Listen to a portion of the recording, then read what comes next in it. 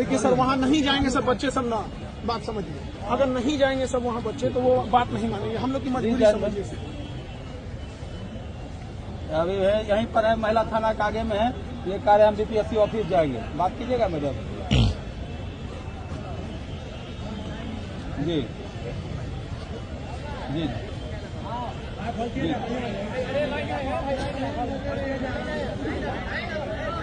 आपको नहीं जाएंगे।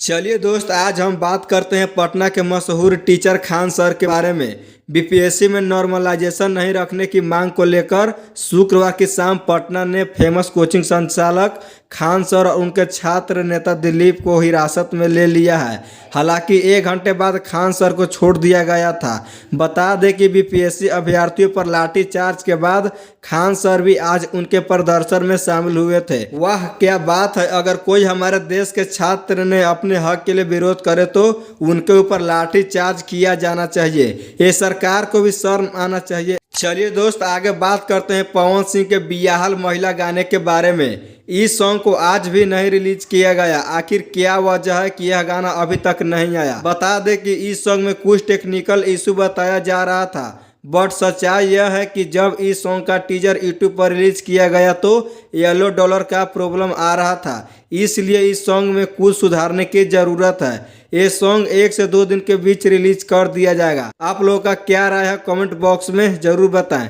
अगर चैनल पर नए हैं तो चैनल को भी सब्सक्राइब जरूर करें।